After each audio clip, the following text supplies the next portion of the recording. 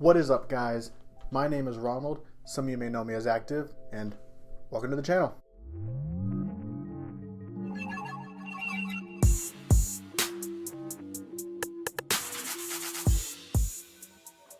Today we have an unboxing of this guy, the Scuf Prestige for Xbox and PC. Now, I was waiting to get a new controller for the Xbox to see if Scuf was going to release their own series-specific controller, but they opted for upgrading their Prestige line with new colors and new designs. Now, this is not the same controller that is going to ship with the Series X that has the new share button and the new D-pad and the new texture triggers, but this is a controller that will work on the Series X and S. Not only will it work on Series-specific titles and Xbox One-specific titles, it'll also work for all backwards compatible titles. That means any game that you can play on the Series, you can play with this controller. Unlike some other next-gen consoles whose controller you can't use with every game, but we won't get into that. Let's get right into this. Alright, so let's first start off by taking a look at the back of the box. Here we have a nice look of all the parts and all the inner workings of the actual controller itself, the paddles, the anti-friction rings, the design plate. On the bottom we have everything that's included inside the box, the different features of the controller.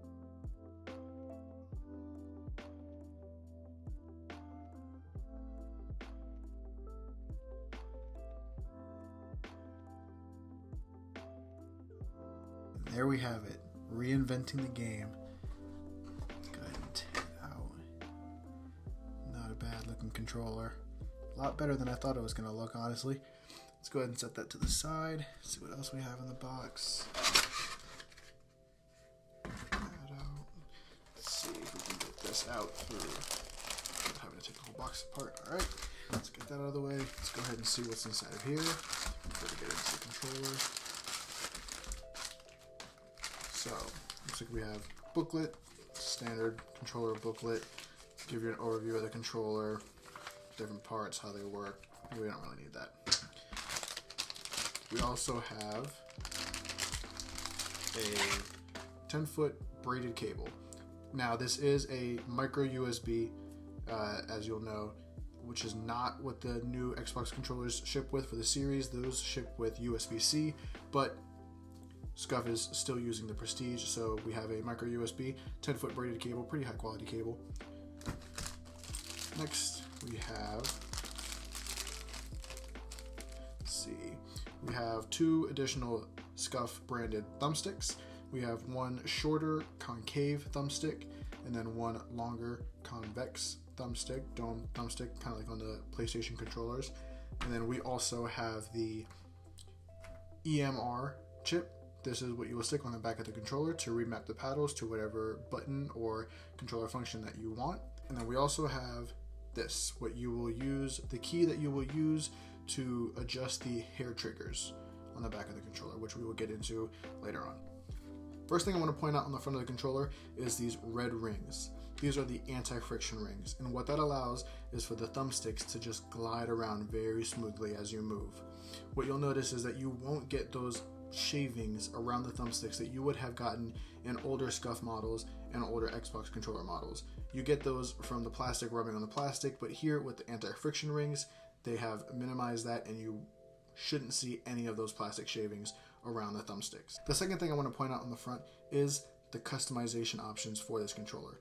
Now, I only have one faceplate, but you can order other faceplates, different colors with different anti-friction ring colors and different patterns, different designs, and you can easily replace the front of your controller just by disconnecting on one side, disconnecting on the other, and then pulling it right off. And exposes the inside of the controller. We'll take a look at the actual faceplate. You can see the anti-friction rings, and if we turn it over, you can see how it stays connected to the controller. There's two magnets here, both on the handles, and then one magnet in the middle, and that helps keep it nice and secure. While we're looking at the inside of the controller, let's go ahead and look at how you change the thumbsticks. It's a very easy process. So all you have to do is take the thumbstick off that you want to change, grab your new thumbstick, line it up, push down, and there you go. You have your new thumbstick in. Now it's as easy as taking your faceplate, lining it back up, back down, and there you go. You have your new thumbstick installed. Quick and easy, takes you about 10 seconds. Now let's go ahead and take a look at the back of the controller. The main sticking point for this controller, and the reason why most people are going to buy it, is this right here. These paddles, this nice paddle system here. So you can see we have 4 paddles, nice clicky tactile feel to them. And what these allow you to do is you can map these 4 paddles to be any button on this controller. So if you want to jump here, you can map this paddle here to be your jump. So what that allows you to do is while you're playing, you can jump and aim at the same time. Normally what you would have to do without paddles is you would have to move around your camera, aim at what you want to aim at, jump, and then go back to your thumbstick. What the paddles allow you to do is to do it all at the same time. So now, instead of hitting A and then aiming again, I can jump with my middle finger and aim at the same time. And that's what the convenience of having the paddles is for. So there's 4 paddles. A lot of people don't like to use 4 paddles. I personally only use 2 paddles. I use the 2 outside paddles. I have A and B. So what you can do if you don't want to have all 4 paddles there is you can remove them. It's easy to remove. All you have to do is push up, pull out, and it's as easy as that. So now you only have 1 paddle on this side, 2 paddles on this side. You can configure it however you like. Now to put the paddle back on, it's as simple as lining up the groove and pushing it back in. Now let's talk about how you change the buttons the paddles are assigned to. So you grab your EMR or your electromagnetic remapping key and you place it right on that Scuf logo, right in the middle. It's kind of hard to get to because of the paddle placement, but you place it right there and then you hold down the paddle that you want to reassign and the button that you want to reassign. And it's as simple as that. You let it go, you take off the key, and then this paddle is now mapped to whatever button it is that you want. Another key feature of the Scuf controller is the triggers, the trigger control system that have the adjustable hair triggers and the quick shift trigger stops. So what those are is right here, as you can see, one on each side. These are the quick shift trigger stops. And what that does is it changes the amount of depression that each trigger has. So as you can see now, the trigger is going down all the way. It's being depressed all the way. But if I flip this trigger, now you can see it doesn't go down as far. And this really helps with FPS games where you want a high rate of fire if you're using a semi-auto gun. So like in Warzone, if you want to have a really high rate of fire, this is what that helps for. And it's really nice to have the quick shift trigger stops because this allows you to turn it off. So if you go and get into a car, you can still drive full speed. The minute you get out of the car and you need to have that high rate of fire again, quickly turn it on and you're back. So another thing about the triggers is the adjustable hair trigger system. So what that is you might be able to see there is a little space right above the quick shift trigger system, and what that is you take your key and you can go in there and you can adjust the triggers. So what this does is it pulls the trigger down. So as you can see on my right stick with the trigger stop on, this is how far it depresses. But I've adjusted my left stick so that it doesn't have to depress as far with the trigger stop on. So you can see it barely moves before it registers the trigger. And that's what that adjustable hair trigger stop is for. Another thing you'll notice on the back of this controller is this grip on the side.